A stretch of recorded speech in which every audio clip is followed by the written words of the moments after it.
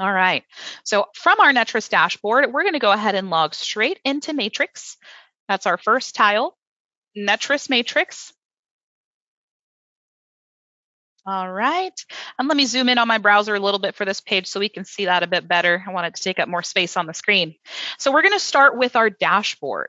All right, so if you took Intro to Matrix, you know some of the basic functions of these widgets are that they are customizable. Each of them have their own different purpose. All right, if you want to rearrange your widgets on your screen, all you need to do is hover over the title of that widget.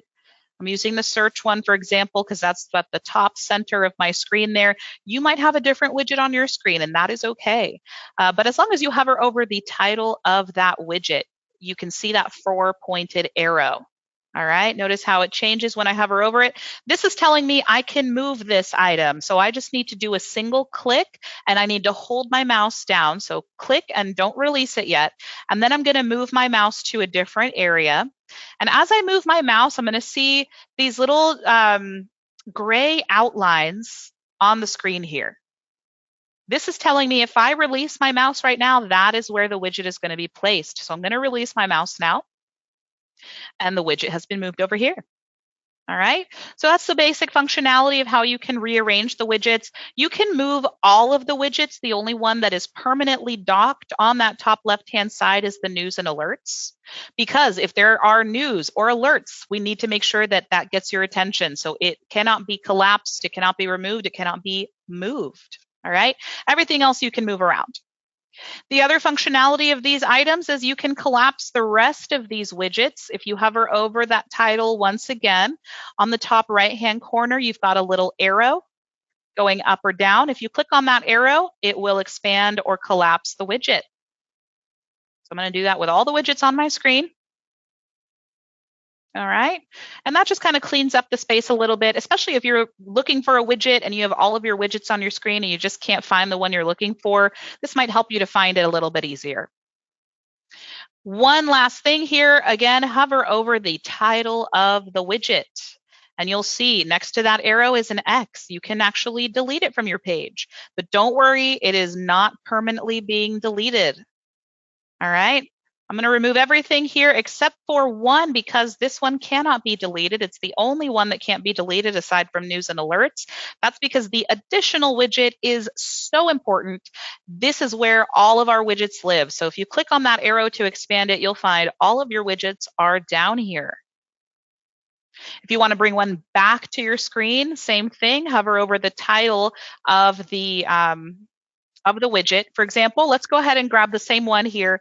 We're going to get our Market Watch because that's the first widget we're going to learn about today. So hover over the Market Watch. It's the one with the binoculars icon there. And then click, hold your mouse down, and drag it into the space. Once you release it, it'll expand that widget there for you. All right, everyone with me so far? So there are two widgets that you can use to keep an eye on changes and trends in the market. The first one is our Market Watch. We'll talk about the other one next. Your Market Watch is going to be a broad overview of how the market is doing within the entire Netris MLS. So as a reminder, Netris, our MLS provider, consists of 15 associations. MetroTex is only one of those associations, and we are the largest of those associations, but we are only one out of 15 in the DFW area and Northwest Louisiana. So imagine the inventory of all of those associations. That is what we have access to in the Market Watch. This is going to show us any recent changes, whether it's a price change or a status change. If it was an expired listing that became active and it's back on market, all of those changes are going to be listed here. So we can even see brand new listings, anything that just hit the market. In parentheses next to it, that is the total number of listings that fit in each category. Okay, so we've got new listings, we have back on market listings, we have our price decrease and increase category, so they are separate. You've got your active statuses, kick out, option contract, contingent, and then you have your off-market statuses, pending, closed, expired. We even have canceled and withdrawn on here. And then finally, hold and coming soon is also on this list. You can click on any of those hyperlinks to see the actual listings in a single line view, but we won't do that just yet. But how can I customize my Market Watch? Down at the bottom here, you have two options. There's two drop-down menus. You have cross property and you have 24-hour. At least that's what my screen says, all right? You might have something different on yours. Let's look at the one on the left, cross property. If I click on this drop-down menu, it's going to show me all of the property types within the MLS. We have residential, that's your residential sale category, income, lease, we have land, and we have commercial, sale, and lease. This cross property option is going to be all categories. So cross property is going to be the most broad overview of the entire MLS. If you want to get more specific, we can click on residential and we can isolate the results only to listings in the residential sale category. And when you click on residential, I want you to take a look at the numbers in each of these little parentheses here. Of course, it's going to collapse on me. Let me go ahead and expand that again. Remember, click on that arrow if that ever happens. But take a look at those numbers and how they updated with relation to the property type we selected. So this is going to tell us the property type of the data that we're looking at. The next one over, this is our time frame. All right. So we see these numbers here. This was changes that happened within the last 24 hours. So since around 10:20, I think it was 10:20. Let's see, let me refresh this here. Yeah, as of 10:23 a.m. yesterday, these are all of the listings that had changes. These are all the changes that took place. I can click on this and I can change it to today only. So since midnight today, anything within the last 3 days or anything within the last 7 days, so within the last week. Let me click on 7 day. Let's take a look. Those numbers are going to increase significantly because we chose the 7 day option. All right. And then again, we can take a look at the details by drilling into each of those different categories. So that's your basics. This means this is what's happening within the entire MLS for that category or that property type within 7 days. But if you notice down here under the 7 day timing section, there is an option to customize your Market Watch. Now, this customize option is going to be specific to residential, but you can customize each and every one of these different categories here. So we're going to stick with residential right now. Let's go ahead and click customize. And you can make it even more specific. Let's say you want to take a look at the residential sale changes, but maybe you operate out of a specific radius, out of a specific county or city. You can add that to the criteria of your Market Watch. All right, so let's go ahead and add some information here. Let's look up, let's see, we're in residential sale. Let's go to the county. We're going to add Dallas County. And then under the, let's see here, let's go for single family residence under the subproperty type. And we can even take it a step further with the housing type. Maybe we just want to do single detached. And I'm just doing a single click to select these, just a single click. Notice how it's highlighted in that gray color. That means it's part of my criteria. And make sure that you have the or selected. Don't use the not option on this one. We want or. All right, so we're doing single family residence, single detached, Dallas County. You have all these other sections here. If you want to add prices or numbers of bedrooms and bathrooms, all of this is available for you to isolate the data in a more specific way to meet whatever it is you are looking for. Once you complete the criteria down at the bottom, click on that blue button that says save. And it'll take us back to our Market Watch. And now we see once again, the numbers have changed significantly because we isolated the data to something a bit more specific. And now if I want to, I can click on any of these categories. Let me click on the price decrease here. Let's click on that one.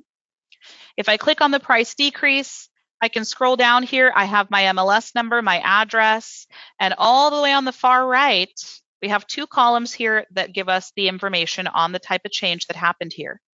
All right, looks like it's including a couple extra things. So it's not just the price change here. If there were multiple changes that took place, perhaps this back on market listing, they went active and they had a price change. So it is showing us a few additional items here.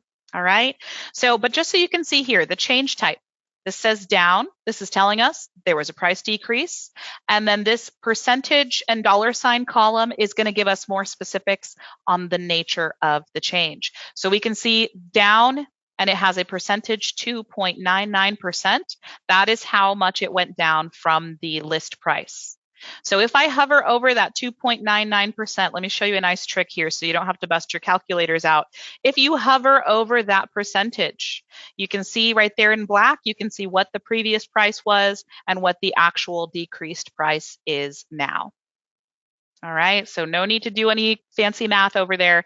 Just hover over that percentage, give it a moment, and it will display the before and after of the price. Now, let me go back to the dashboard. We're going to look at a few other things, then we'll take a look at the hot sheets because it's pretty similar, but way more specific.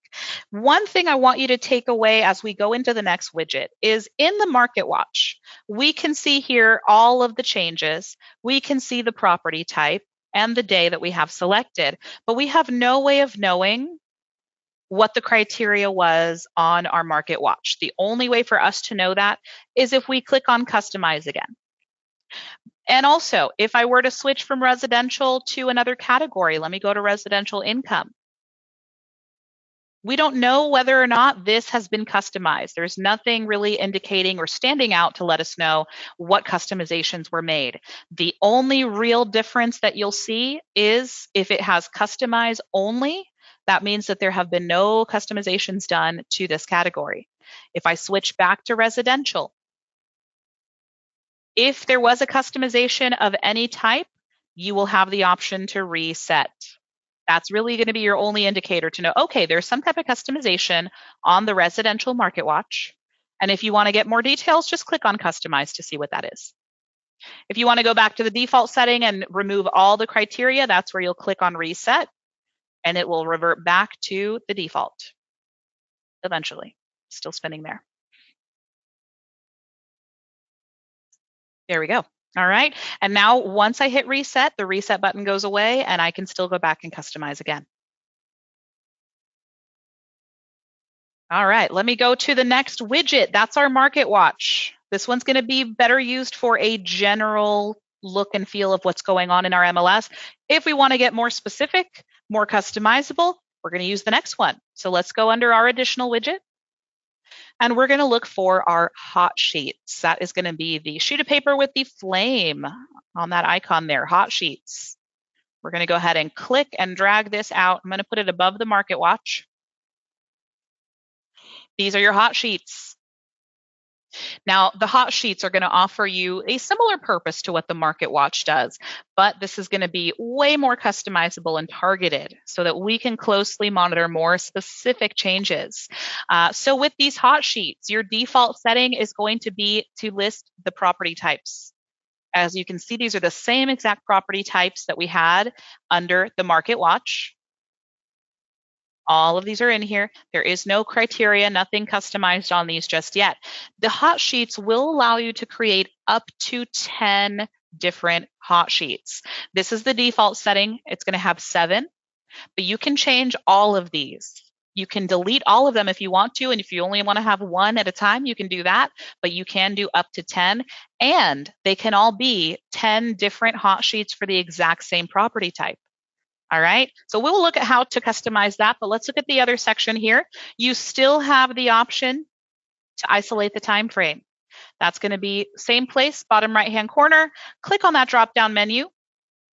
So this one gives you a couple more options here. So what we saw in Market Watch was 24-hour, today, 3-day, and 7-day. But on this one, you can see new only. So only new changes since the last time we checked. This session, meaning any changes that took place since I logged into Matrix. So we logged into Matrix around 10:10 a.m. So anything within the last 20 minutes would be this session.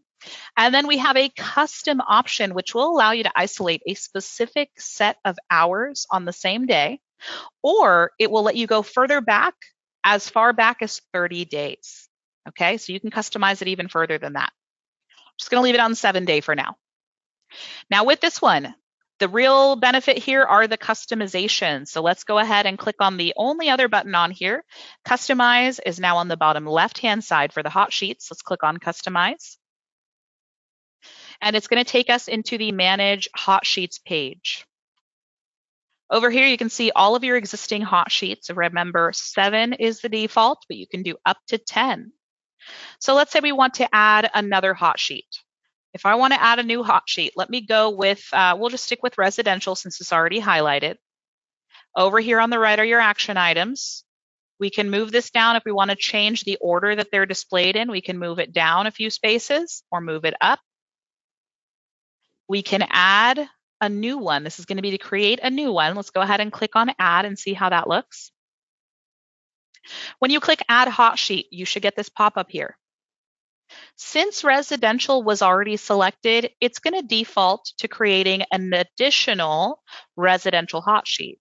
But if you didn't mean to select residential, you can still change it from here. Just click on this drop-down menu, and it'll list all of the property types, so you can select whichever one you'd like. I'll stick with residential on this one. Next thing we need to do is we need to give it a name. We already have a residential hot sheet, so maybe this one, instead of being just a general residential hot sheet, I want this one to be more specific. Let's say that this hot sheet is going to be for the city of Irving.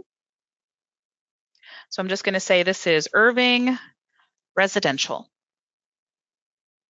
All right, you can customize this however you'd like, whatever is going to make sense to you and tell you what we are looking at when we click on this hot sheet. So from here, I'm just going to save my changes, click on that blue button with that floppy disk icon, and it's going to add my new hot sheet to my list. Now, we did say Irving Residential, but we did not add any criteria. So we still need to take that step. This is still going to be just a duplicate version of the basic general hot sheet. So over on the right, let's look at the other options. We had the add option. That's what we started with. If you want to rename it, you can rename any of the existing hot sheets. And then edit criteria, that's the one we're looking for here. So we added Irving Residential, but we actually need to add the city of Irving to that hot sheet. So let's click on Edit Criteria. This is going to take you to another search page, or it kind of looks like a search page, but this is for our hot sheet. Now, you might have been asking yourself, it only had the property types. What about all the changes? The nice thing about these hot sheets is you can decide which changes you want included on those results. All right, so let's say for this one, we're going to look for anything that is back on market. Anything that is a price decrease, a price increase. Maybe we also want to look at anything that is, maybe we'll add expireds and we'll add coming soon. Why not? We can do whatever we want in here. So we've got some different change types there. Let's go to this middle section and add the city of Irving. Like we said, add that city. And again, any other customizations I'd like to make, all of these are on here. If I want to add a price range, if I want to add a number of bedrooms and bathrooms, maybe the year built, I want to isolate by year built. All of that is up to me. And we will take a look at how to add additional fields a bit later on before our first break. But I do want to point out, you can add additional fields to your Market Watch and your hot sheets. All right. So if there's criteria in here that you want to add that's not there, go to additional fields, you can add it in there. All right, I've seen all kinds of different hot sheets. It really just depends on what your needs are. Let's go ahead and save our changes. And you'll always get this little banner here to confirm that your hot sheet has been customized. Now, let's click Done at the bottom, that green check mark there. This is going to take us back to our hot sheet. Now we can see on our widgets, our Irving Residential hot sheet has been added. And let's say what I want to do here is I want to look at the results from within the last 30 days. So I'm going to go to my little timing drop-down menu here, and I'm going to click on Custom. Now it's not going to do anything until I select which custom time frame for which hot sheet. So once you click on custom, select the hot sheet we want to look at, go ahead and click on Irving. Then you'll get the pop-up here to customize the time frame. It'll tell you right here, it must be no more than 30 days in the past. Let's click on this little calendar icon. And it will not let us go more than 30 days in the past. If I go to the first, it is grayed out. It will not let me click on that. I can only go as far back as the 2nd of February. So once I select that, there we go. Let me click OK. And it will automatically add the date in there. If you want to do a time frame, you can select that time frame. It has to be the same day, but you can enter a range of hours. All right. And I always want to ask this in every class, is there an instance where you would want to isolate the data within a specific set of hours of the day? Please let me know, because I would like to be able to share that in the next advanced matrix class. Just a real life example if you guys can share. Let me go ahead and click run, and let's take a look at those results.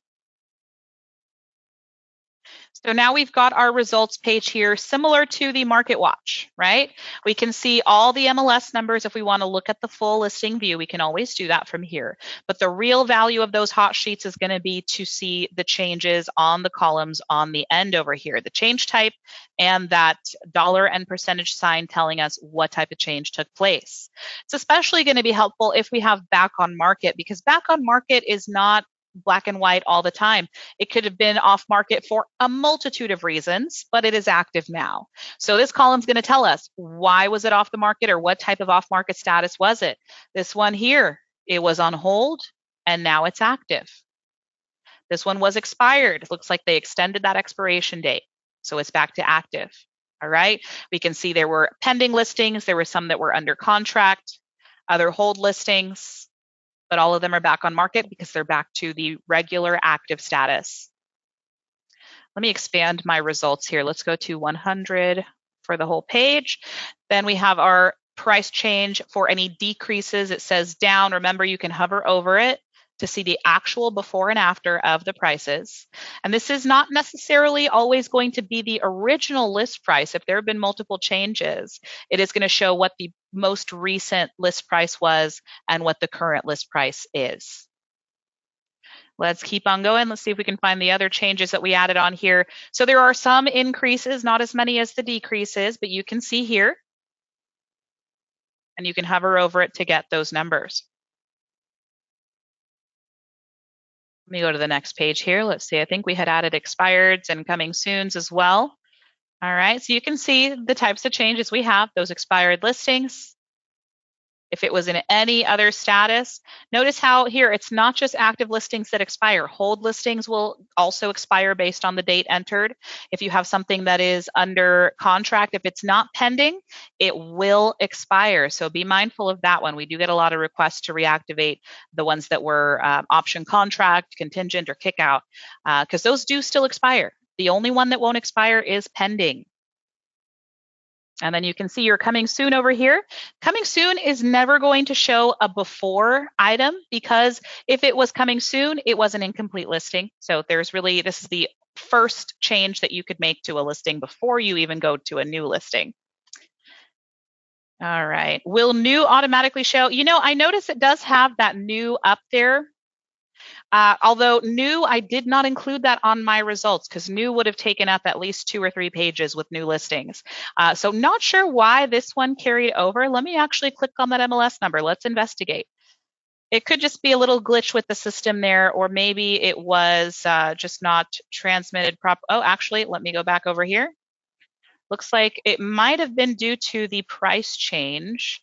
I'm not really sure why it's listed here because we did not select new. And it's only one listing. All the other new listings did not add to this page. So I think that might have just been a little glitch with the system.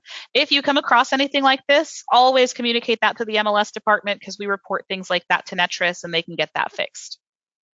Yeah, I'm not really sure why that one came through. All right, let's go back over to our dashboard. Those are the hot sheets and our market watch. Really quickly, I want to give you guys a little cheat sheet because I don't expect you to know what all of those acronyms mean. So let me bring that up over here. If you want to take a screenshot or take a photo with your phone, these are what the acronyms actually stand for. So I'll leave that there for a few seconds, and then we will move on to our stats.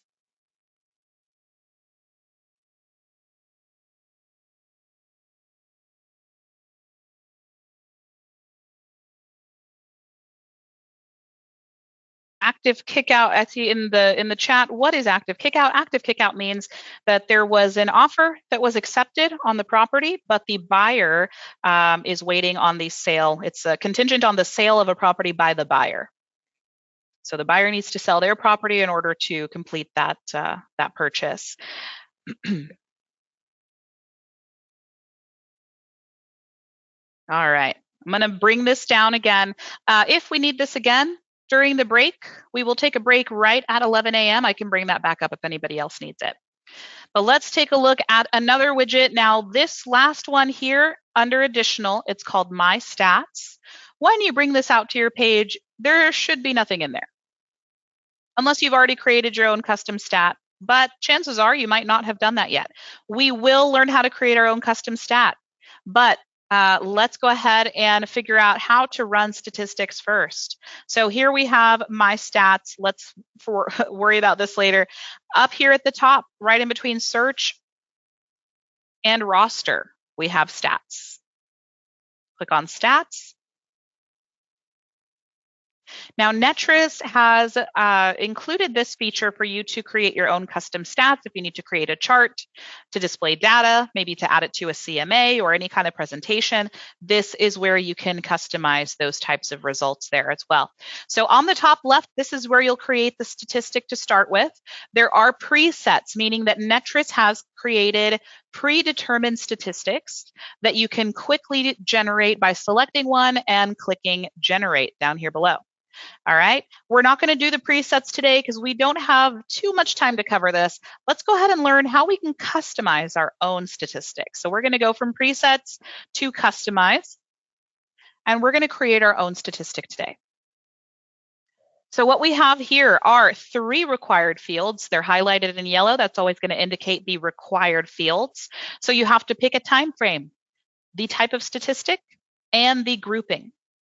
Starting with our time frame, click on that drop-down menu. You have tons of options in here. You can even create a custom time frame. For today, let's just stick with something simple. Let's go with the previous year, 2024. Once you make a selection, it will change back to white. Next, let's select our statistic. Click on that drop-down menu. Look at all of these different stats that you can run. For today, let's see here. What do we have? We have CDOM, we have close price, we have days to sell, we have expired list price. What can we look at here? Maybe we want to look at the original list price. Let's go with the average original price. And then our grouping. We can do it by county, by list price, by month. Maybe we'll go with the month. Let's go with the month, all of the months of the year. So this is the basic setup. If you'd like, you can do a secondary statistic if you want to compare 2 different things to each other using your advanced options down at the bottom left-hand side. Click on advanced options, and it's going to add a secondary statistic. So go ahead and click on that drop-down menu. If we're looking at the original price average, maybe we want to compare that with the close price average. All right, so looking at the original price versus the close price. Next to the advanced option at the bottom, you also have style options. So if you want to customize the colors, the way that it's displaying, you can do that as well. So on the color palette, let's take a look here. We have all of these different options. I'm going to go with this sea green color. Let's see what sea green looks like. So now that we've decided what our statistic is going to include, over here on the right, we can customize the criteria. If I don't add any information, This is just going to be like our Market Watch, where it includes the entire MLS, all 15 associations worth of data. That's why we have Texas and Louisiana here. And all property types. That's why you have a property type selection. Let's say we want to look at the original price to close price average for residential sale in the state of Texas. So we'll remove Louisiana there. And let's drill it down further to single family residence. I think we'll stick with that. Let's see how that turns out. From here, we can go ahead and generate the data by clicking that blue button with that little bar graph there. Click on generate, and it's going to display the chart. So we can see that here. It's going to show us down at the bottom which color applies to which piece of data. And then we can see here just a little confirmation. What is our criteria? What's the time frame? What's the location, the property type? And it tells you here, approximately 170,000 listings were used to generate this data here. So I've got my chart here. If I want to, I have my chart up here. I can go back to the search tab. I can customize my criteria. Maybe that's too broad. Maybe I want to isolate this to Dallas County. I can add Dallas, if I can spell it correctly, of course. Dallas County. And then I can generate it again. Let's see how that updates. And then you've got the updates over here. All right. Then if I want to see this information, let's say I'm having trouble interpreting what's being displayed on here, I can actually go to this other tab and I can see it in a table format, which is going to be a lot easier for me to explain. Okay, a couple last things I want to show you. If you want to export this data, you can export it as an Excel spreadsheet. You can also print or email the information. Your options are going to be on the bottom left-hand side. If you select your print option, you can actually customize whether you want it to be just the image only, or if you'd like to include the table, that's going to be down here at the bottom. You can hide the chart, or you can show the tabular data, and you can print this entire page. And you can add that to a CMA. I'm going to close out of this. I'm not going to actually print this. Last thing I'll show you, let's say if this is a statistic you'd like to run again in the future, you just want to save these details, we can click on the Save button on the top left-hand side. You can give it a custom name. So let's say this is 2024 OLP for original list price. Versus, I'll say CLS for close price. Customizable to however you prefer. It does not necessarily have to be what I'm giving it now. So if we want to save this, I can check this box down here to save this as a preset, meaning it's going to be saved under this tab here.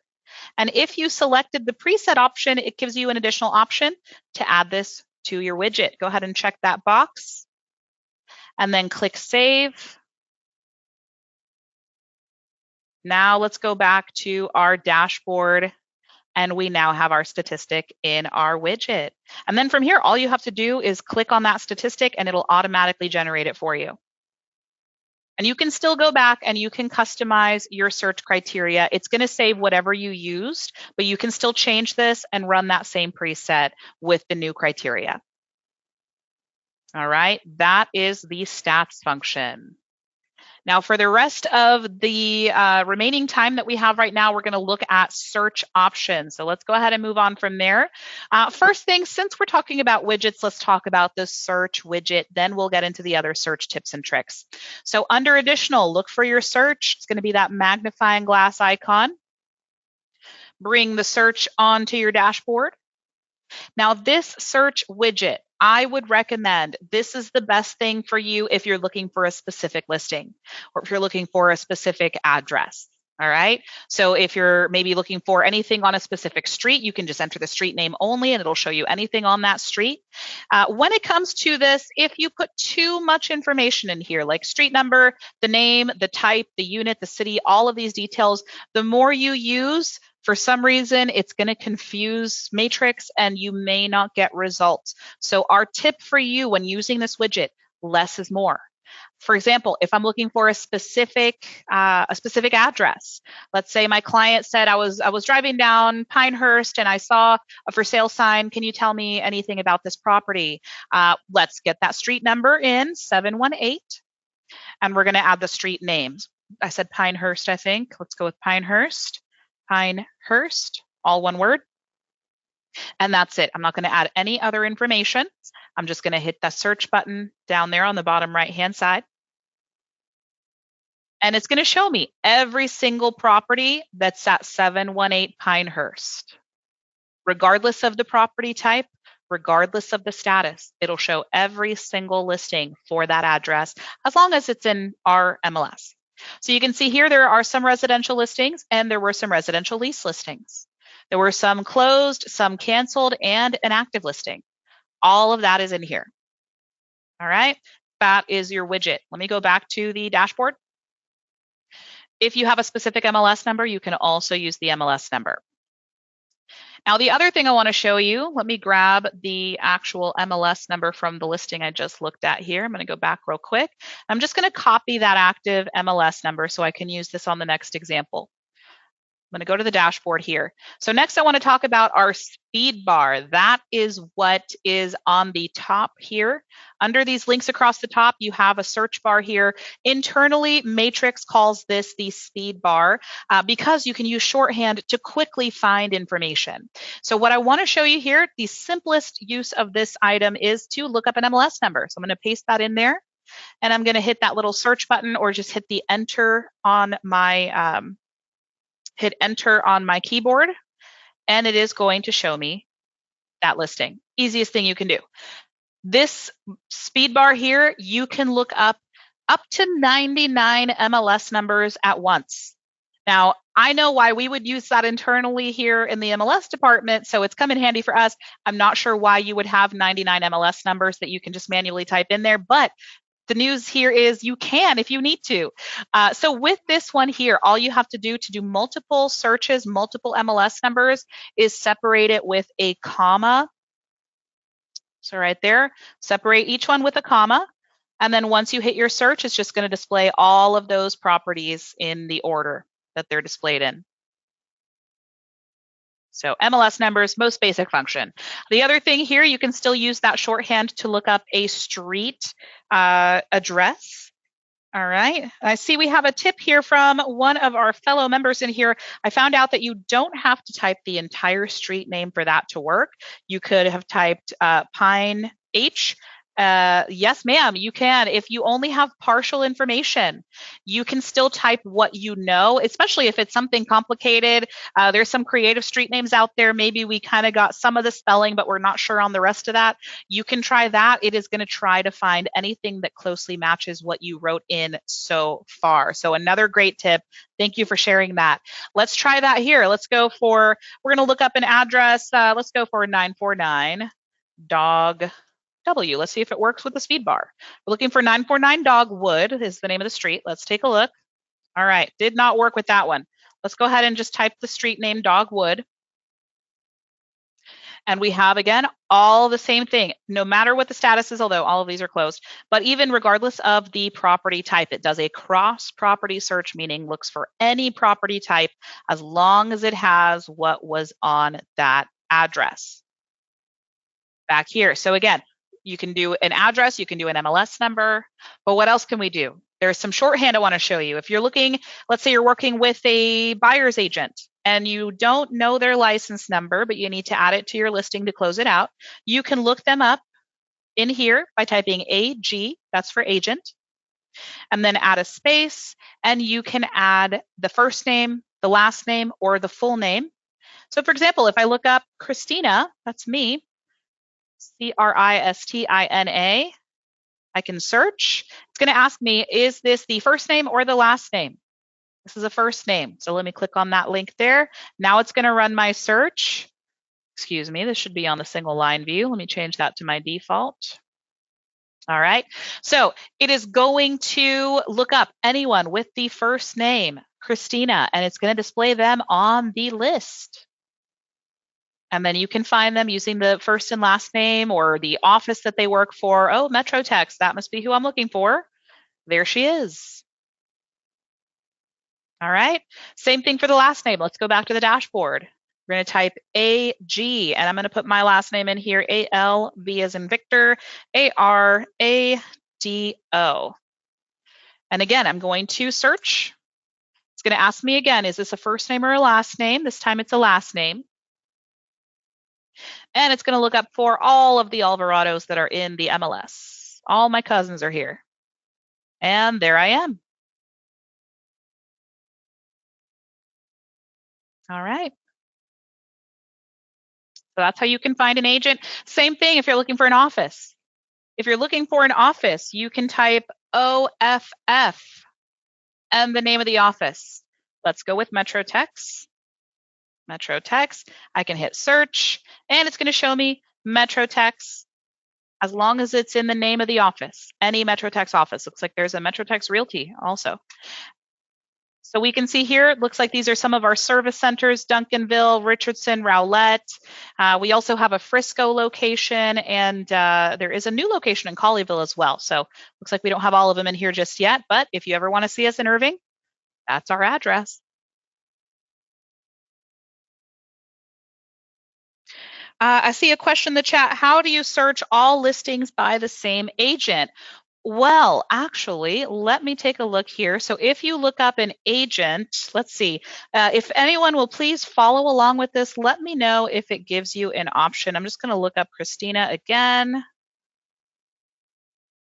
Let's see if this will let me. I'm not sure if this is a feature that I have access to because I'm part of the MLS staff, or if that is because it's available for everyone, but you should be able to find a link here that says My Active Listings.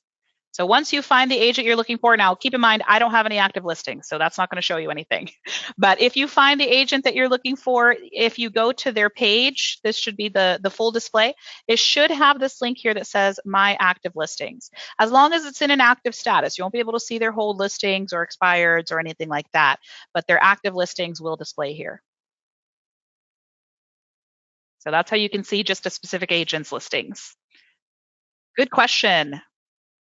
All right, so we looked up how to find an address, an MLS number, an agent, and an office. Let me show you some other shorthand options here. We've got about 2 minutes before we take our break. Other shorthand options. If you click on this little question mark here, it is going to give you a little helpful cheat sheet on how you can use the shorthand. You can use it, again, MLS numbers, but you can also use it for the status. If you know the shorthand, you can use the property type. You can use all kinds of other criteria to run a quick search. All right. I will show you another little cheat sheet that we've already put together for you in just a moment. I'll display it during the break. But let me show you, for example, if I'm looking for a residential listing, I can type RES for residential. If I'm looking for active listings, the letter A for active, and I'm just separating each one with a space. Let's say I also want to include coming soon, CS.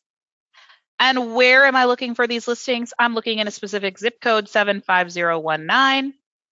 And I can add another space and tell the system I'm looking for anything that is 800,000 or more. So I'm going to do $800 plus. I'm going to do this entire thing, residential, active and coming soon, 75019, and 800 plus is my price range. Fingers crossed, will it find us any listings? Yes, it does. Let's say I created this custom criteria for my search, but I want to keep an eye on these listings. I want to see if anything new comes in. Maybe I already used all 10 of my hot sheets, so I can't use it for that.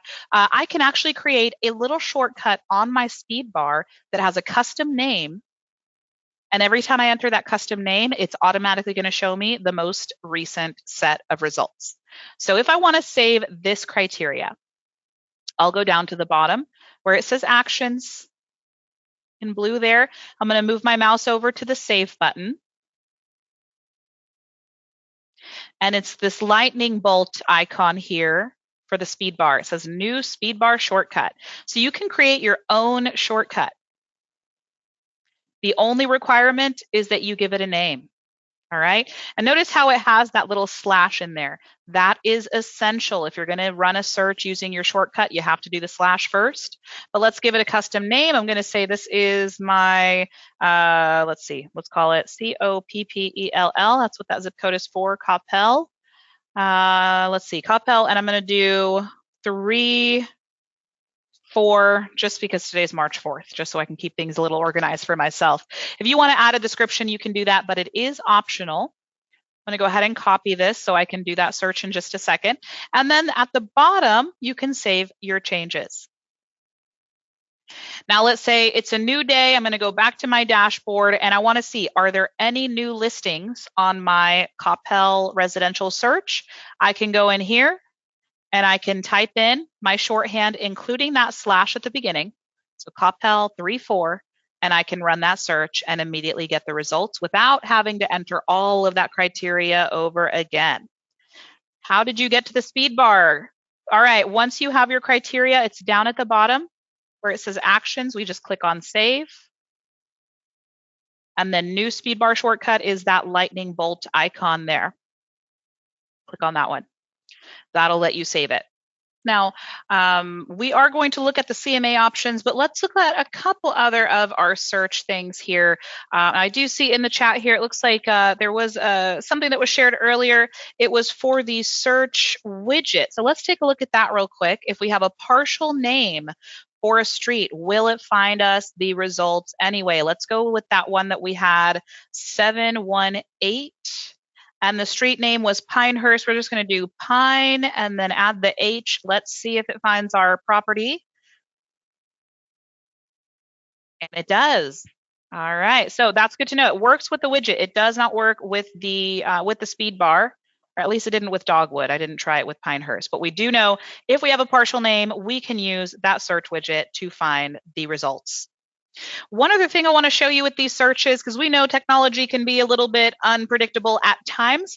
If you, let's say your computer decides it's time for you to restart and do a software update, and you are doing a search and you don't want to lose your results or your criteria or anything like that, there is a little backup option that you have. On the top right-hand side of the page, there is a recent searches section. This is going to have the last 50 searches that you've done. So if you click on recent searches, it'll display everything up here. It'll show you how many properties were in the results, what time did you do that search, and what kind of search was it. It was a street number, 718, and a street name. All right, so you've got your history here. Last 50 searches are going to be in the recent searches. So just in case you will not lose your criteria, you have your recent searches as a backup. All right, let's see here. There was one other thing that we were going to do before we start our search. Let's go to an actual search page. I want to show you the other search pages that you have available to you. So if you go up to the search option, just hover over search. You have the different categories here on the Smart Menu. If you've taken our Intro to Matrix class, you already know about the Smart Menu. But if you click on More at the bottom of that list, it's going to take you to the search page that has all of your search options. You have each category residential. They each have a detailed and a quick version. Same with income, land, sale, commercial lease. They have a detailed and quick option. If you want to do that cross property search, meaning we want to look at every single property type regardless of residential, commercial, or land, you have your cross property type search. You also have history. You have open houses. If you want to look up open houses with specific criteria or specific types of open houses, you have an open house search. And you have a tax search if you want to search public record. All right, don't worry about this one. That's just because I'm part of staff. I have access to something a little extra, but public record, another great resource if you don't want to go into realist tax to find public record information. And I got there by hovering over search and clicking on more, but you could also just click on that link up at the top that says search. If you click on search, it will also take you to this page. All right, so let's get started and set up our search for comparables so we can look at the CMA options in Matrix. We're going to go to the residential quick category. Actually, you know what? Let's go to residential detailed because we don't see enough of the detailed pages. Let's go to residential detailed. The real difference with the quick and detailed is literally that it is more detailed. Quick has the same basic functions at the top, but the detailed option has all these other search fields that you can use. All right. And you can even add more fields to your page if you need to. We're going to be pretty basic with our search criteria for this. And make sure if you're following along, follow the same example that I'm giving so you get the same results. Starting with our statuses, let's keep active selected, but we'll uncheck these other active statuses. Let's also select pending and closed. And let's expand the day range from 0 to 90 days to 0 to 180 days. Let's just make sure we get some good results here, or at least enough results. Next up, we're going to go over to this middle section. Let's remove Louisiana from our criteria. And we're going to go to the city of Grapevine. Grapevine. We have 308 matches. Now, our subject property is part of a specific subdivision. So I'm going to use my subdivision search. Now, on the residential quick page, your subdivision is going to be over here in the middle section. On the residential detailed page, things are rearranged slightly. Subdivision is going to be right under the list of statuses. All right, so just a slight difference with the detailed page. If you're looking up a subdivision, we would always recommend that you use the wildcard search, meaning that we are going to do a keyword search because we don't know how to include every phase of that subdivision. So we want to make sure this is just going to be a broad overview of the subdivision name, and that includes every single phase, whether it's phase 1, 2, or 3, phase A, B, or C, all of it is included. So how do we do that? We're going to add an asterisk. So that's going to be on your keyboard. It'll be Shift and the number 8 to add an asterisk. Now we can add the name of the subdivision. This one is Glade, Glade, space, crossing. And then to close it, I'm going to add another asterisk. So Shift and the number 8. Glade Crossing. It should be written just like this. And at the bottom here, it shows that we have 16 matches. So let's go ahead and take a look at the results. We can either click on our results down here at the bottom, or we can click on results up here at the top. Either one will take us to the single line view. And here we have all of the properties that are within the Glade Crossing subdivisions. Now, if I had only typed Glade Crossing without the asterisks, the only results would have been this Glade Crossing over here, closer to the top, and this Glade Crossing over by the bottom area.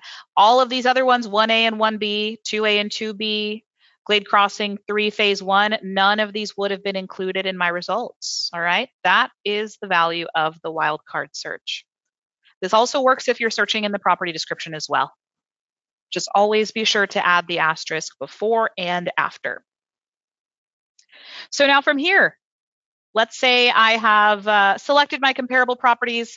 To keep things simple here, I'm going to select 2 active, 2 pending, and 2 closed listings. Again, you will do much more thorough research than I'm doing.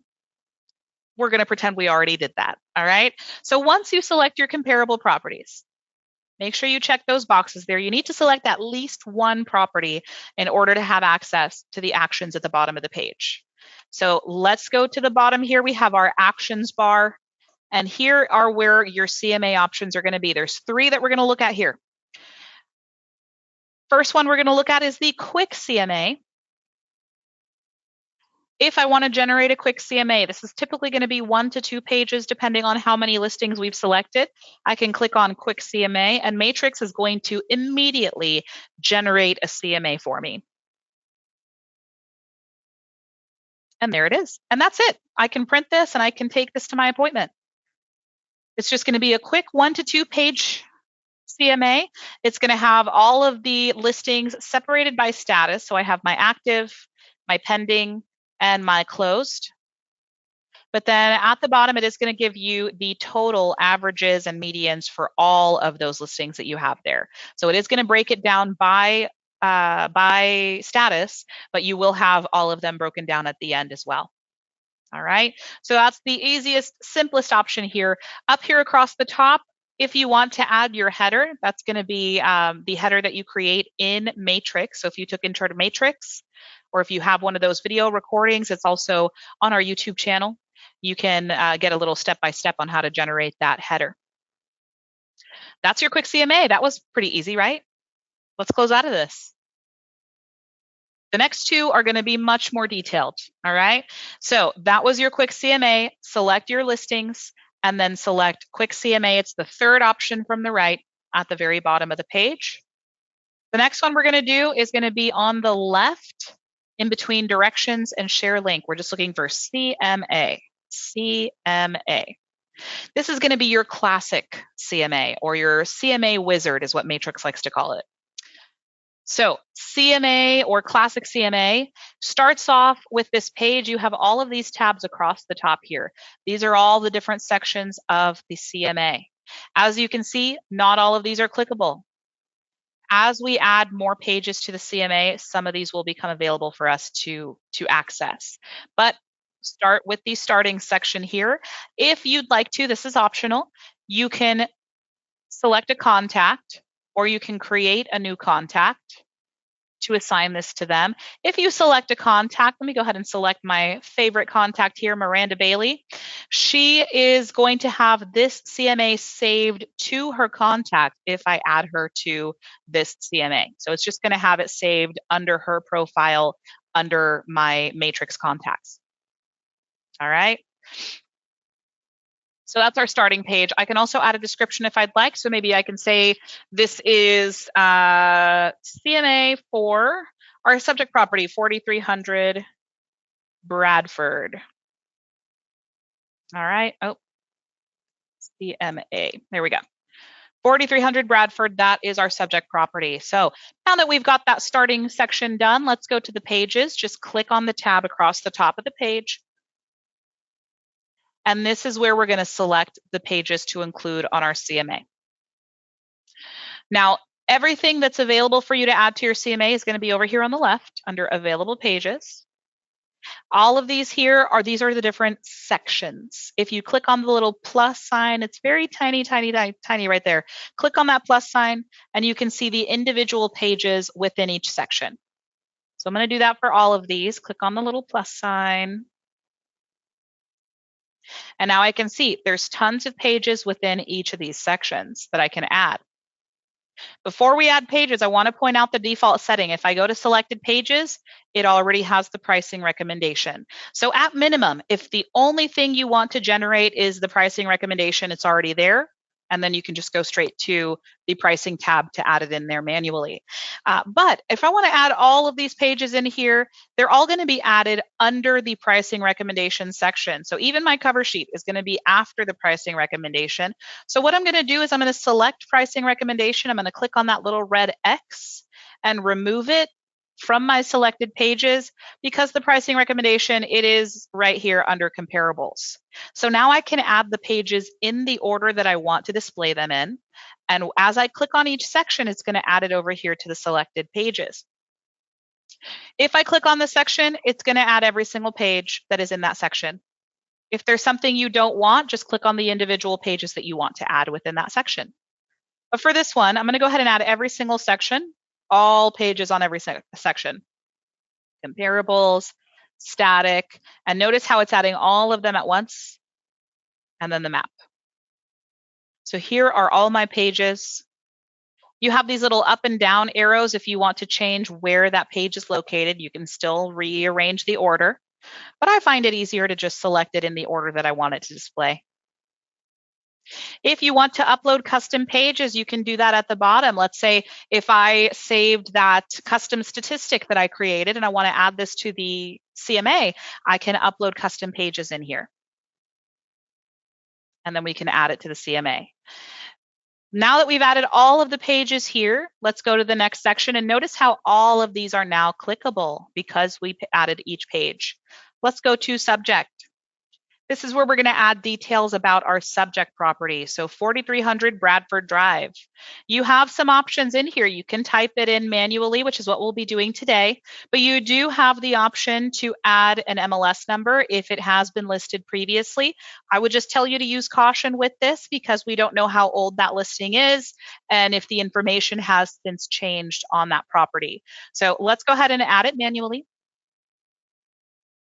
It's going to take you to this page. And we can add just some basic information. We won't fill out every single thing on this because we'll be here forever. So let's go ahead and add the street number. Street number is 4300. Street name, Bradford. Street suffix is drive, so I'll put DR. The city is Grapevine. And I don't know the zip code, but I know the subdivision is Glade Crossing. And it is in the state of Texas, so we can do that. All right, we have our address in here. I can add more features if I want to add the total bedrooms. Maybe I can add 4 bedrooms, 3 baths, maybe 1 half bath. And if you want to get super detailed, you can. It's really up to you how detailed you get. But I would recommend, if you want to see all the features that the CMA function has, at least make sure you have the living area square footage. Let's go ahead and say this is 2,400 for the living area square feet. This is going to be helpful because Matrix, when we get to the end of that CMA, it's going to help to compare the square footage with the other comparable properties, and it will give you a pricing recommendation if you need that guidance as well. You are not required to use the Matrix pricing recommendation, but it is a nice little tool to point out. If I have a photo of my subject property, I can upload that too. I'm just going to upload what I have, which is a picture of the MetroTex building. But we're going to pretend this is our residential 4-bedroom property. A bit further down here, if you did pull the data from MLS, it'll bring the property description in here, but you can clear it out and type your own description if you want to add that. But the map location, this will be nice to include as well. Now, if you have the latitude and longitude coordinates, go ahead and type those in there manually. If you don't, you can locate it by the address. Let's click on locate. And then we're going to type the address in here again, 4300 Bradford Drive, and that is in the city of Grapevine. Once you add the address in, just click locate, and it will locate your property. There it is right there. If for any reason it is incorrect or maybe it's slightly off, we can just click and drag, just like our widgets, click and drag. Maybe it's over by 1, and then just release it to place it. I will put it back in the correct location though. All right, so as long as it is displaying the correct address, we can click on that blue button on the bottom right-hand corner of this little window where it says done, and it will add our latitude and longitude coordinates. Let's go back up to the top of the page. Now let's click on the cover. So you have your cover page here. If you added a photo, it'll display the cover page photo. Your agent information, this can be overridden just for the one CMA. So let's say your office changed or your email changed, but it has not been updated yet with our membership team. You can override it just for the CMA. This does not replace actually updating your information everywhere else. But if you need it just for an urgent CMA that you need generated today, you can override it. You can also add your client's contact information if you'd like to add that here as well. It's going to update it in the contact. Let's move on from here to the comparables. And I want you to notice something here. Right below it, it is auto saving. Every time we do anything, it is going to auto save. So you have kind of a little fail safe there. If you lose your internet connection or a power outage with those storms we had this morning, it is going to auto save. All right. Okay, so for our comparables, we already selected our comparables, but at this stage, let's say there's a property here that I don't want to include anymore. Maybe this one here, if I want to remove it, I just need to select the property. I can remove that property if I want to. If I want to add more listings, let's say maybe we don't have enough, I can add more listings. I can do another search. I can find some additional comparables here. I can also rearrange the way that they're displayed if I want to. I can hover over the little icon on the far left. Anytime you see that 4-pointed arrow, you can drag and drop to rearrange things. Those are your comparables. Next, let's look at the map. The map is just going to display an image. It's not something that we can edit, but let's see what it looks like. All right, so this is going to display our subject property on the map right there. This is why we added the latitude and longitude, so that we could get our subject property on the map. These other listings, since they were in the MLS, it already has the location on there, but it will display the active listings are going to be this green color. Your closed listings are just going to be the red, and then the purple ones are the pending listings. So it is going to separate them by status as well. There's our map. Then we can go to our adjustments. Now with this one, I'm just going to show you the functionality of the tool. Check with your broker if you need guidance on how to make your adjustments or what adjustments should be made. All right. But if you need to make an adjustment, this is where you'll do that. So you have a list here.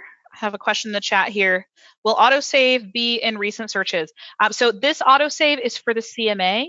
The recent searches will automatically save if it's for a search. So for example, if I go to recent searches, it is going to have the search I did when we got our comparable properties.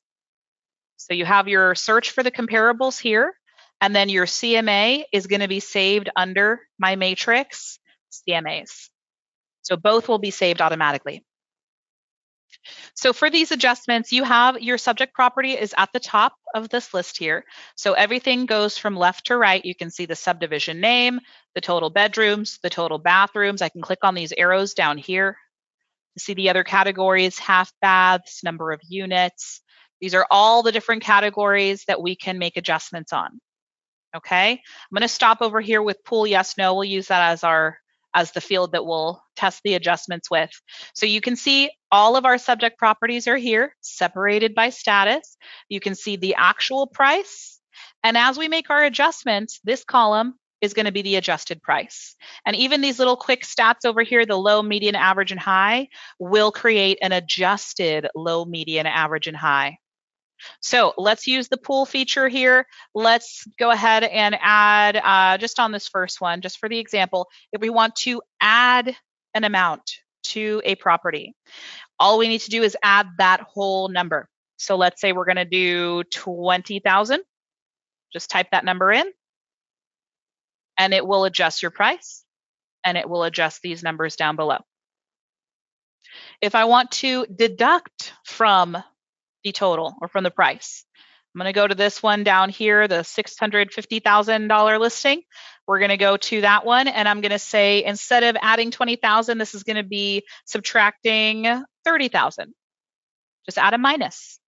You can add a minus, or you can do parentheses, whichever one works for you. But once you add it, it will adjust the price accordingly. All right, that is how simple it is. You'll just go through each of these categories, make whatever adjustments you need to make, and it will automatically adjust these prices over here. So those are your adjustments. Once we get through the adjustments, next up is our pricing. This is where we're going to make our expert recommendation on what the price of the property should be listed at. So first, you've got your little summary page on the top section here, showing you the comparable price and the adjusted comparable price based off of the adjustments we just did.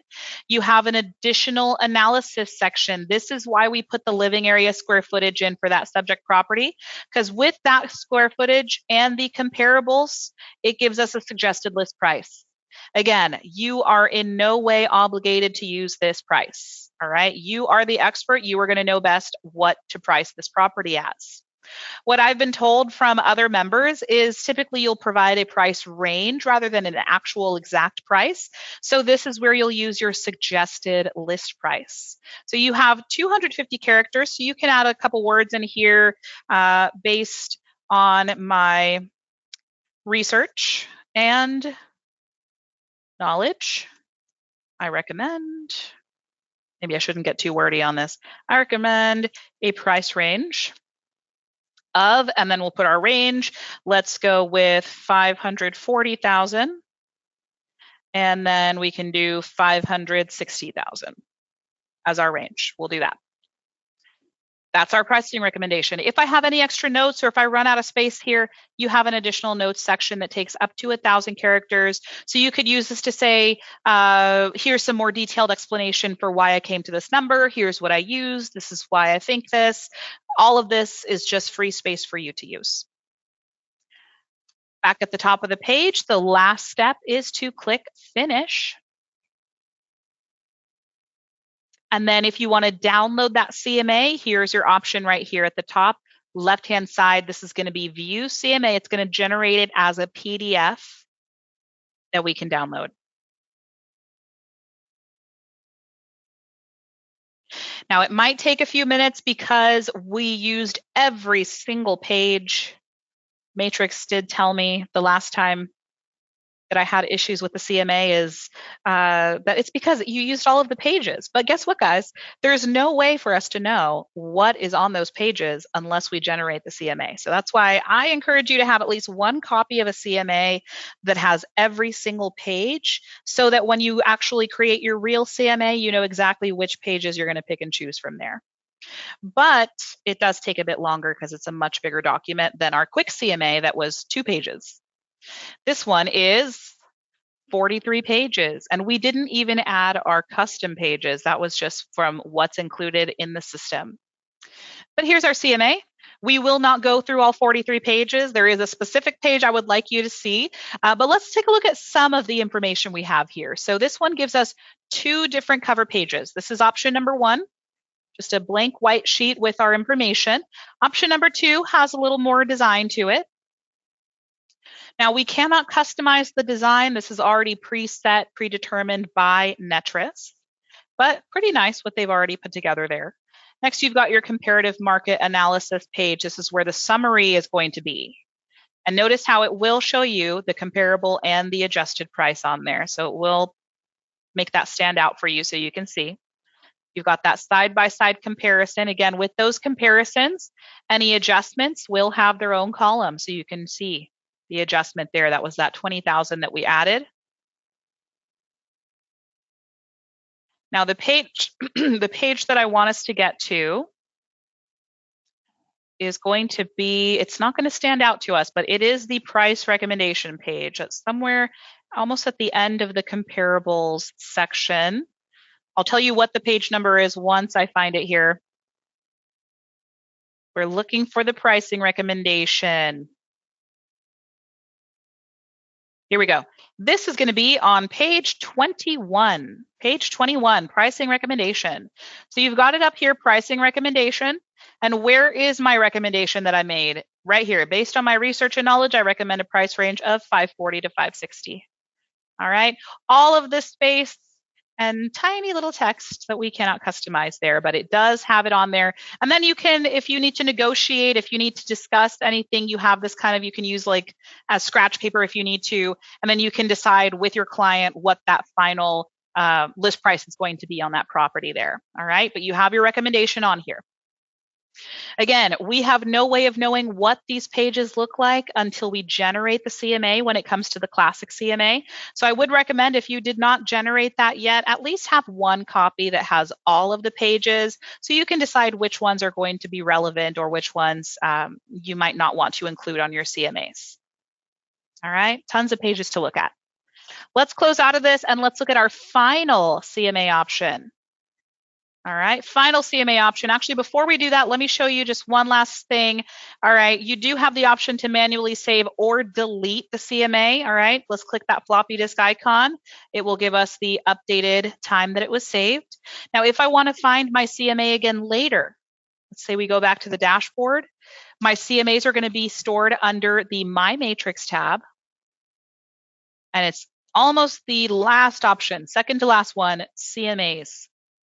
I can click on CMAs and it will show all of the CMAs. Yes, I might have done this once or twice before. All of our CMAs are going to be here. It'll show you which contact they're assigned to and when it was created and when it was last modified. All right, so you have the history in there. Please note here, Your CMAs will be saved for 180 days as of the time it was last modified. All right, we cannot get this back if it gets deleted. All right, back to the dashboard. And we're going to do our final CMA, but in order to do that final CMA, we need our results. So let's go to those recent searches. And let's see what it saved. So the very last one we did, 11:14 a.m. If you hover over it, you can see up at the top there, it will show us what the criteria was. This was in Grapevine, Glade Crossing. This is definitely the one we were doing for the CMA. Let's click on that.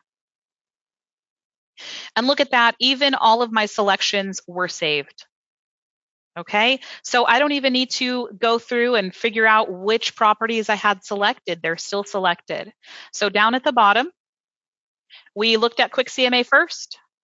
Then we looked at the Classic CMA. Now we're going to go to the Cloud CMA. Let me just add a little disclaimer here. So first, before we click on this option, I did say these are the 3 options you can generate from within Matrix. But when we click on Cloud CMA, we did start with Matrix, but it is going to take us into a new system. So it's going to take us into the cloud. The cloud is a system that has a more modern interface. It's way more customizable, especially when it comes to generating CMAs, reports, and flyers and things like that. So let's take a look at the Cloud CMA. Go ahead and click on Cloud CMA. It's right next to Broker Bay.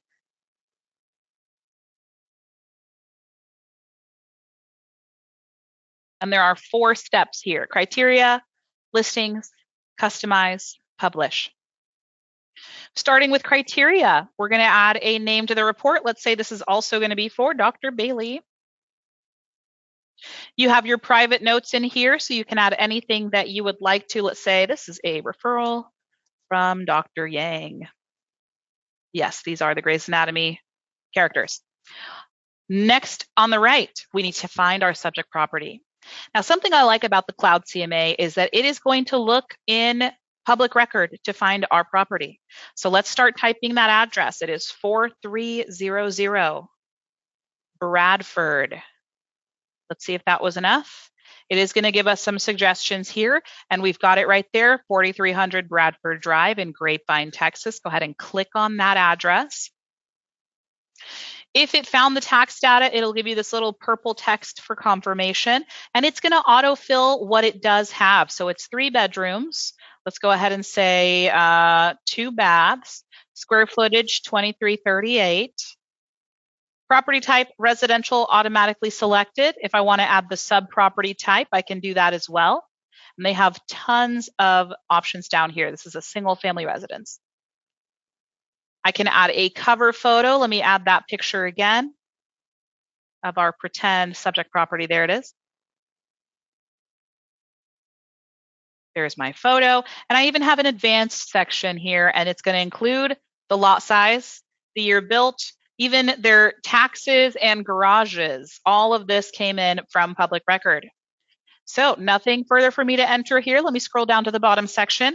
The next piece here is, how do you want to get comparative listings? So what we did is we selected our comparables in Matrix, and when we clicked on Cloud CMA, it added all those MLS numbers for us. So we don't need to search for comparable listings in the cloud.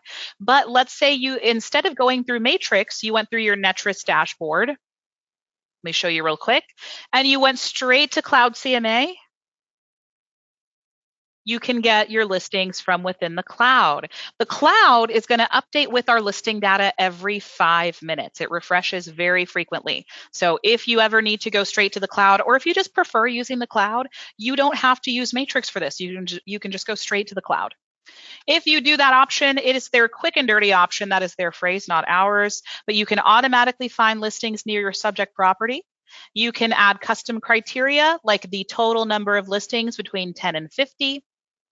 How far back do you want to go? You can go as recently as 1 month or as far out as 3 years ago.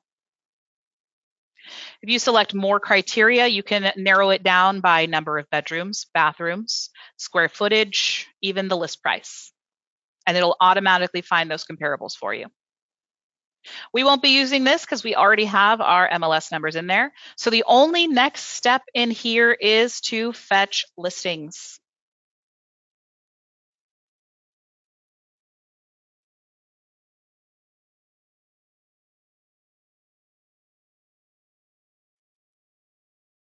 All right, now that we're on the listings page, that's step number 2.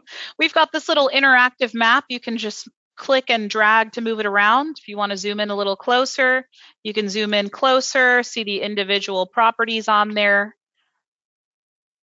If I scroll down below, this is where we're going to both pick and choose which listings we want to include or exclude, but also where we can make our adjustments and where we make our pricing recommendation.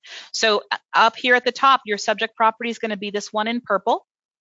If I want to add my pricing recommendation, I could add an exact price, or I can add a price range. It's up to me here. So I'm going to go ahead and add the price range we had done. It was, I think, 540,000 to 560. That'll be my subject property with my pricing recommendation. Let me take a look here. Does Cloud CMA stick to the subdivision? I'm not sure about the subdivision. I think it will initially try to do that, but it depends on how many results it's able to find that match the criteria. So I think it'll depend on how detailed you were with the criteria that you entered.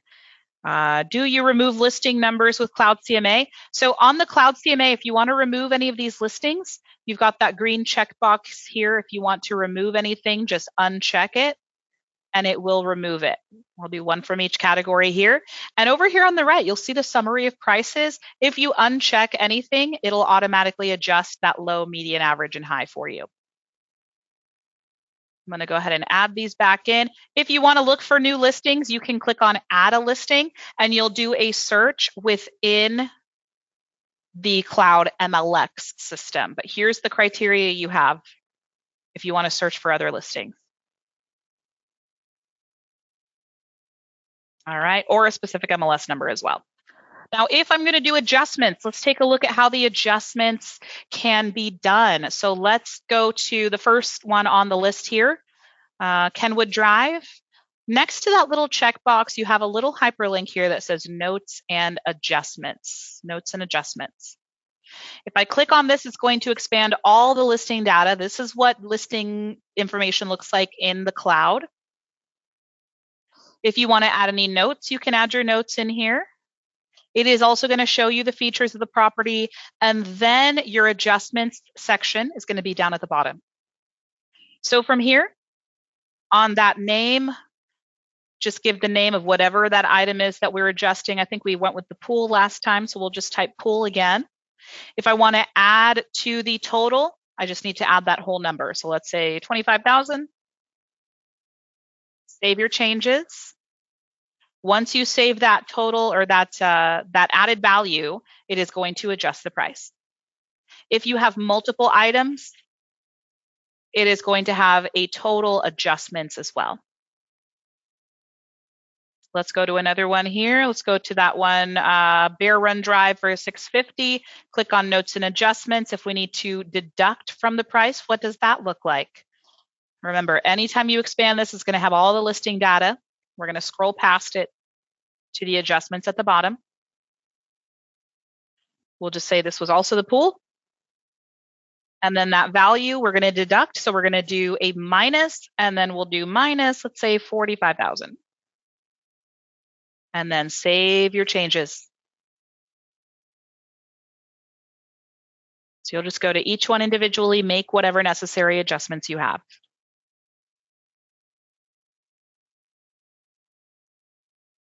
All right.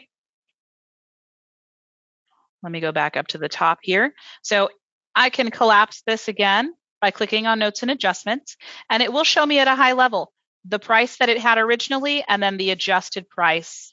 It'll have that little abbreviation ADJ, and we adjusted it up.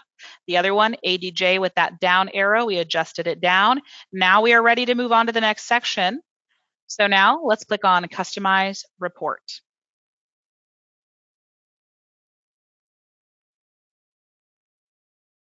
Right, so on the customization option, this is where we're going to select our pages, and we can make some other customizations as well.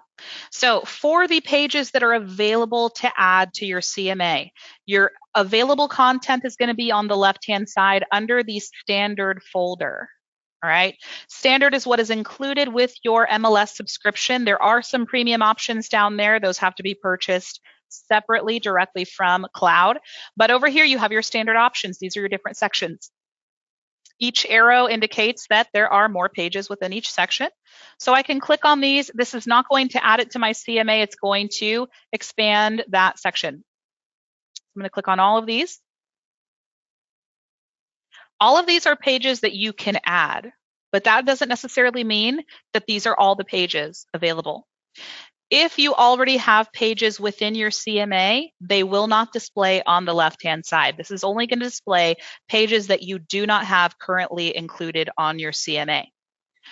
On the right side, this white section, ignore these boxes at the top. We'll look at these in a second, but all of these bars with these titles here, these are all the pages that are currently included with your CMA.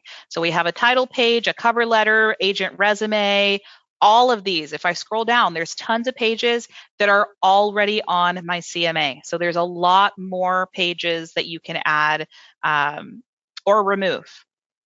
Now you might have noticed as I'm hovering over each of these pages, there's this little red minus sign next to it. If you want to remove anything that's not necessary, not relevant, you can remove that page by clicking on the minus. Let me see, maybe something else. Staging your home. Let's click on the little minus sign on staging your home, and it's going to remove it from my page, from this section. But if I go on the left-hand side, it is over here if I want to add it back. Now, the nice thing about the Cloud system is it will allow you to preview all of these pages before you add them to your CMA. So if I want to hover over any of these pages, let's go to the standard introduction. I've got my recent sales, Titlefy report. I have my listing section. If there's more photos, looks like we have all the listing pages already. But if I hover over any of these pages, on the right-hand side, right next to the word, it is going to show you a little icon with a little eye. It's a gray eyeball. That's going to be your preview. All right. So all you need to do is click on this little icon there, and it will show you a preview of that page. And that's our preview there. This is how it's going to display with the current customizations here. So I've got the title, I have my subject property address, and then even my contact information, which can be updated in the Cloud as well. If I want to add it to my report, I can. If I don't, I can just hit close. And there are some pages on here. You can see some of them can be edited because they're specific to you. Your recent sales, you're the one that's going to be able to add that information. So you can click edit, and you can add your recent sales here. Again, I don't have anything. I don't have any listings. I'm not a licensed agent. So I don't have the ability to see what that one looks like. Let's go to a different one here. Let's go to the middle section. You can edit your title page, your cover letter, your agent resume, information about your company. Let's look at this one because Cloud is actually going to put together its own description of the company that's more general. So if you want to market your office, you can actually remove all of this information and you can add your own custom little background about the company that you work for. All right, so customizable pages. If you're editing any of these custom pages, you'll always have this little drop-down menu where you can switch between the others. You can even add new pages if you want to. I'm going to click the X to get out of here. All right, if I want to rearrange the order of these pages, just hover over the title and then click and drag, just like our widgets, click and drag. You see that 4-pointed arrow. Click and drag.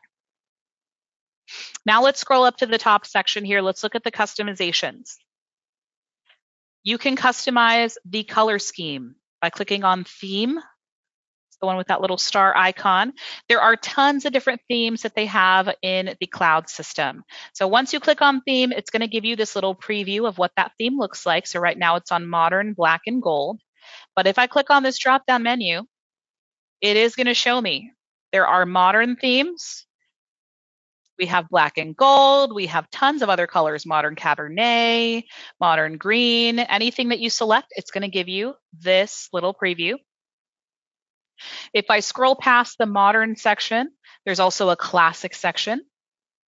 Really the main difference between the two, the modern is going to give you a little page number on the bottom right-hand corner there. If you need a page number, that's your modern option.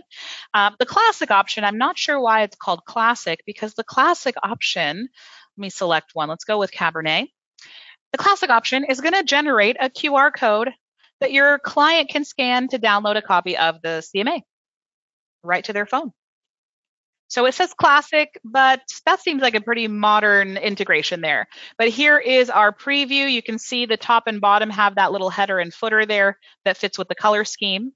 So if I want to go with this theme, I'm going to click on Choose Theme at the bottom.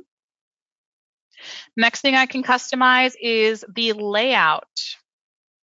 Next one over, layout. How do I want my comparables to display? It's going to give you a preview here. We can do a photo and map. We can do 2 photos, a smaller photo with the maximum amount of data, or we can do 2 properties per page focusing on the photos. Really up to you how you want to display that. I'm going to go with this first one here, photo with map. Next up, if you want to create a template, let's say I want this version of my CMA to be my default template. I don't want to pick and choose pages and rearrange the order every single time. You can create a template by clicking on your template section and selecting Save as Template. So let's say this is my, let's say residential sale CMA. So for all of my CMAs, I can come in here, save this, and I can click on residential sale CMA, and it's automatically going to remember all the pages I selected in the order I selected them in, what the theme was, what the layout was, everything about this will be saved. All right. One thing you do not have access to is the cover. The cover page is a premium feature, so we don't do the cover pages on this one. It has its own title page though, and a cover letter. So this is just going to eliminate the additional photography that they have. These are just the premium options there. Then the last thing here, if you want to change the font, you do have the ability to use different fonts as well. They give you some variety of options. All right, maybe I'll go with, we'll go with that one. And then one final thing before we finish and publish the CMA, you can actually change your language to Spanish if you need to. I am not going to select that option. I won't be able to switch us back there. But if you want to check out Advanced Matrix in Spanish, they do go over this completely in Spanish with that Spanish option. From here, let's click Publish Report, and let's take a look at the finished result. We've got about 6 minutes. I think we can take a look at that in this amount of time. There's 2 things that I want to show you here. First one, we will look at the published PDF. All right, see here, your CMA is ready, view PDF. But there is a live option as well, and I'm really excited to show you that one too. Okay, so here's our CMA, our custom option with our color scheme and the font that I selected. Here's my cover page with the photo I uploaded. And then here's the custom pages that we have here. Now, if I were to go through this entire thing, this one is actually less pages, 38 pages. And there were tons of pages that we left off of this CMA. So I'd be curious to see what the total is. But what I wanted us to see here is this page right here, page 6, contact information. We have our contact info, and we have this QR code that will help them view this PDF or download this PDF on their own if they'd like to. All right, I'll leave that there for a few seconds in case anyone wants to download that PDF. Let us know if it works. If it does not work, please let me know about that as well so I can report that to Lone Wolf. They're the ones that own the cloud products. Now the other option, I'll leave that up Couple seconds longer here, and then we'll switch over to the other option. So Cloud takes things a step further by giving you the option to do what's called a live CMA. This basically is going to allow you to generate the CMA in the form of a presentation that's pretty interactive. It has some nice features on there. So let's take a look at that. Actually, wait. There's one last thing I want to do to see the difference on, and that's our pricing recommendation. Because we remember on that classic CMA, it was very small, very fine text. If you see the pricing recommendation title, then you would know to stop there, and that's your pricing recommendation page. But Cloud does make it stand out a little bit more. Let me scroll through here so we can find that one. I just want you to see the difference here. There we go. Here's our suggested list price. You can't miss that. You won't scroll past that one. All right. Nice and big, bold text right there. All right. Just wanted you to see that difference between the other one. Let me close out of this tab and go back to the Cloud page. The other one I wanted us to see is the live option right next to the PDF, View Live. If I click on View Live, it's going to take me to this screen here. One moment while it generates. And this is going to have a nice interactive version of our CMA, including the color scheme that we selected. So what I can do, scroll down here. These are all of the different pages I included, all these little tiles. It's kind of like a CMA dashboard, if you will. If I want to go straight to a specific section, I could click on it, or I can click on Start Presentation on the bottom right-hand side. And it's just going to take it through each page one by one, like it's its own little PowerPoint. So you've got all of these things here. All right. You even have some other fancy little upgrades, like a little video. If you want to explain what is an MLS, this little video explains what exactly that is and the benefits of using the MLS. Your comparables, this is a nice one for the interactive option. You can actually, in real time, turn some of these comparables on or off and see everything adjust automatically. So if I were to switch these three off, my numbers will adjust. If I want to add some notes or circle anything, I do have this little pen icon in the middle. This is going to be just for emphasis. If I want to circle something, if I want to underline something, if I need to make any kind of adjustments, or not adjustments, but any kind of notes on the page, I can do that. It will slowly start to fade away automatically, so nothing is permanent, but it's really good if you want to just make emphasis on something or bring something to their attention. Kind of like how I do this in class with my little circle there. This can be your option for that. All right. Now, let's say I want to go to a specific page. I have the option on the top left, these three lines next to the Cloud CMA logo. I can click on this, and this is going to take me either back to my home page, or I can just jump to a specific section by clicking on it from here. So maybe I want to go into my, where's my suggested list price? Let's go to my list price recommendation. I can go straight to that page through there. And this is also interactive. I can actually move that sliding scale over if I want to. And I can look at sold, active, all to compare with the comparables. Compare with the comparables, oh my gosh. All right, so here's our suggested list price. I can even edit that from here. If we don't want to use a price range, I can turn that off and we can put an exact price that we agreed upon.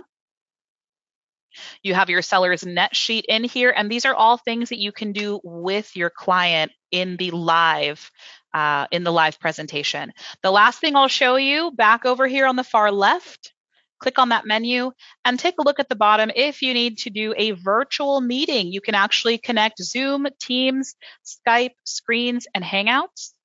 Just select the one you need, and when you click start, it's going to take you to that website so you can log into your account, and then you can actually present this as a virtual meeting on any of those platforms.